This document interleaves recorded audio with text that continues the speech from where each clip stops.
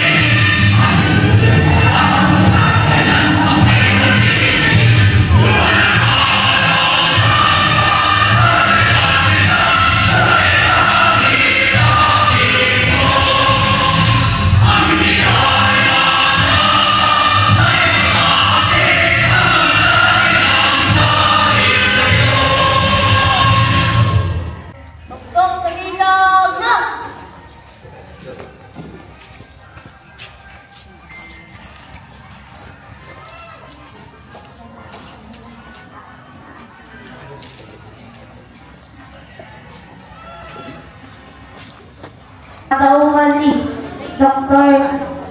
Luis Grace Valgario.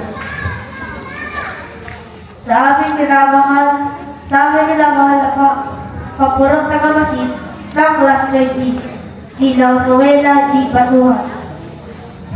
Sa aming ina ng paaralan, Pulong Guro Isang, Ilaw Maricel C. Marasigan. Sa kapitan ng aming barangay, Ilaw Noel Navarro, at sa kaniyang mga katuhan ng barangay.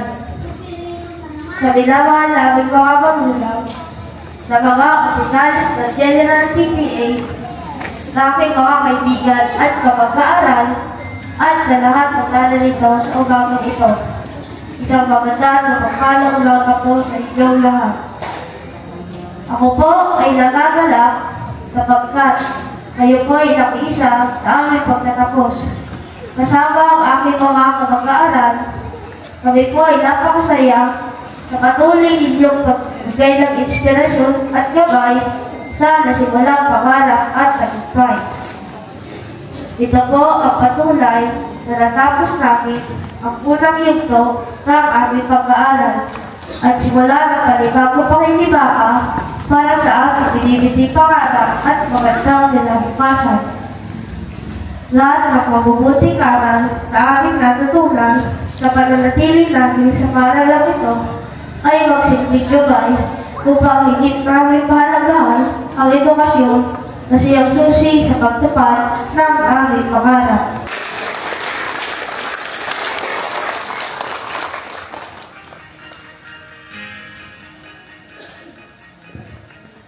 Maraming salamat, Miss Vincent, sa mainit na pagpapala.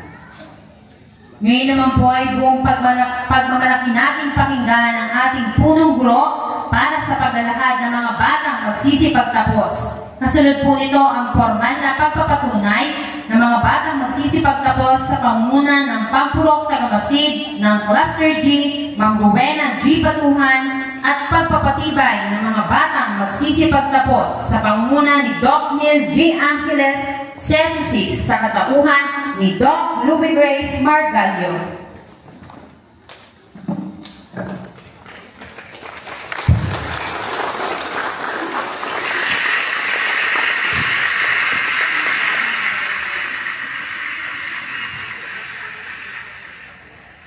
Magandang umaga po.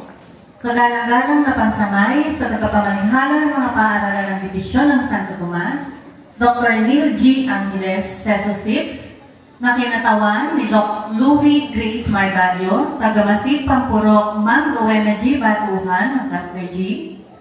Ikinararangan ko pong iharap sa inyo ang 21 batang mga lalaki at 27 batang babae o kabuuang bilang na 48 mga batang magsisipagtapos sa paaralang elementarya ng Santa Cruz sa taong panuan 2024-2025.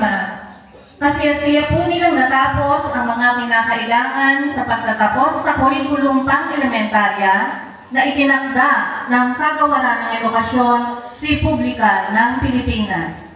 Hinihingi ko po ang pagpapatunay at pagpapatibay ng kanilang pagtatapos. Dalawang batang lalaki at babae ay mga batang magsisipagtapos sa baitang 6 sa paaralang elementarya ng Santa Cruz para sa taong panunuan 2024-2025. Sila ay kasiyasiyang nakatugon sa mga kinakailangan sa pagtatapos ng baitang 6 sa ilalim ng K-12 Basic Education Curriculum na itinakda ng Kagawaran ng Edukasyon, Republika ng Pilipinas.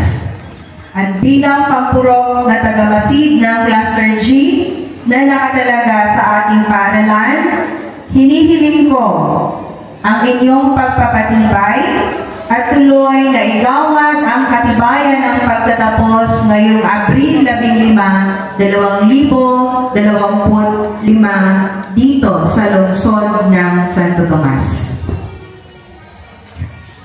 Magandang umaga. Sa bisa ng otoridad na ipinagalaw sa akin ng kalihim ng Kagawaran ng Edukasyon bilang katawan ng pansangay na tagapamanihala ng mga paaralan sa lungsod ng Santo Tomas at batay sa pagpapakilala ng inyong punong guro, Ginang Maricel G. Marasigan, at pagpapatunay ng inyong pampurok na tagamasid, Ginang Rowena G. Batuhan, na kayo ay kasiyasiyang nakatugon sa mga kinakailangan sa pagtatapos ng baitang 6 sa ilalim ng K-12 Basic Education Curriculum na itinakda ng Kagawaran ng Edukasyon, Republika ng Pilipinas, 5 ng Abril, 2025, lungsod ng Santo Tomas. Binabati namin kayo.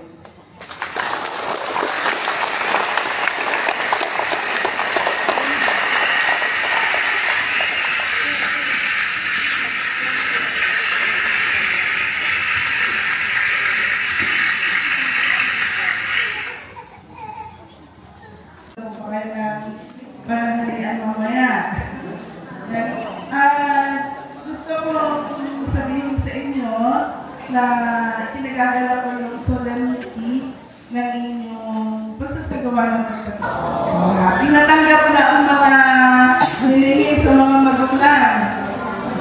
Ganyan ang mga bata. Di po ba? Nag-graduate ako. Ang pag-graduate ko, mami, ang parang graduate ko ng religiyo. So, pinagagala ko na kayong batiin. Ganyan din alam yung paaralan kung saan sila ay mag-aaral. Mga anak, sino ang makatanggap ng medal sa kamay? Yan. Mayroong makatatanggap. Manuel H. Villanueva.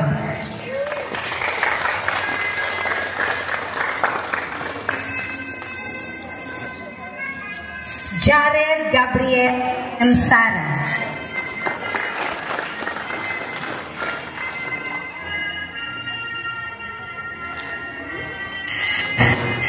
Mga Erika Jana May Karangalan.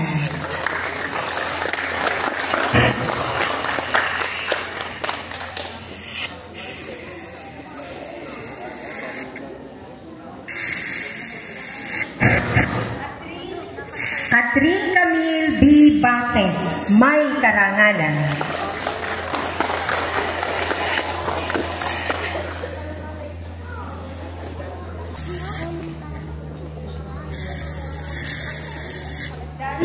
Chin B. Castillo.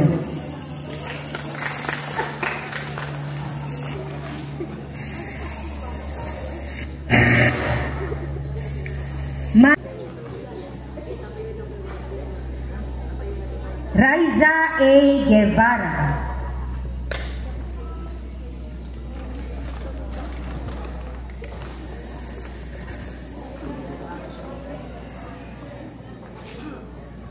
Naomi Yenzaira M. Gutierrez, May Karangalan.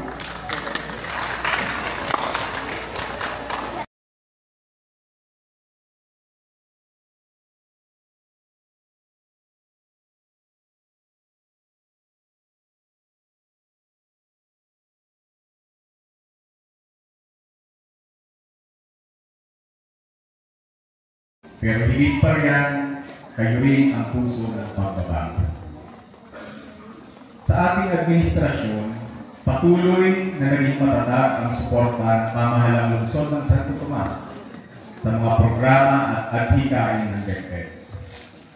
Nasaksihan natin kung paano nagbunga ang ating pagtutulungan mula sa pagunlad ng ating mga paaralan, pagpapahusay ng mga pasilidad sa pagkatuto, hanggang sa pagbibigay ng mas maraming oportunidad para sa ating mga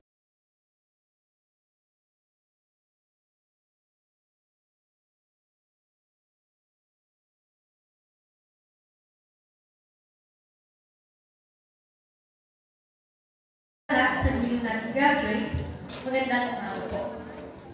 Una sa lahat, congratulations, Batch 2025. Isang malaking karangalan po para sa akin na tumayo sa inyong harapan upang magbigay ng mensahe sa inyong pagtatapos bilang inyong guest speaker.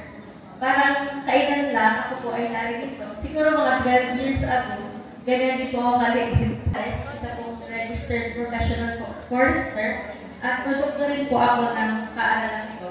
At dito po ako lumaki sa ating barangay. Ngayong araw at pagtitiwang ay hindi lamang po para sa pagtatapos ninyo sa elementarya, kundi pati na rin sa simula ng isang mas malaki at mas magulahang yugto ng inyong buhay. Ang maging bahagi ng isang henerasyong nagkakaisa para sa mas kaunlad na kinabukasan. Gusto ko din pong i-recognize ang ating mga guro at ang ating pong mga parents. Ang inyong pong tiyaga, pagmamahal at sakripisyo ay hindi po palaging nabibigyan ng pansin. Pero ang celebration nito po ay para sa inyo din. At maraming salamat po sa parents and teachers. Kayo po ang katalista sa tagumpay ng bawat kabataan.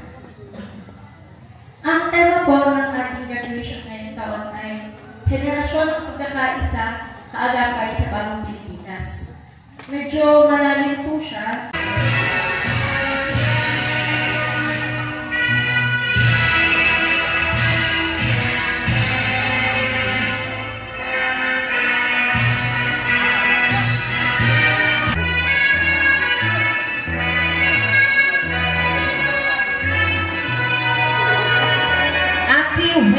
Si Dohelio, may karangalan.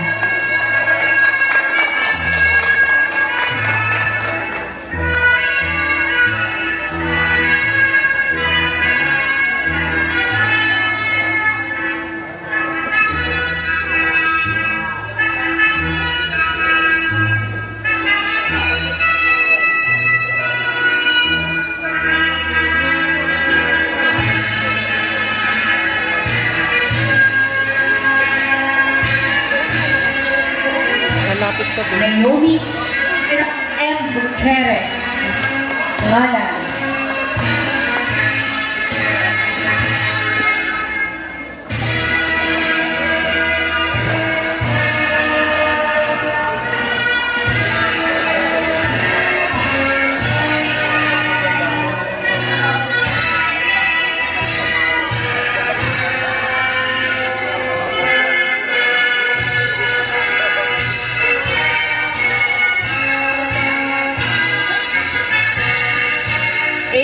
Vincent Morales, may karangalan.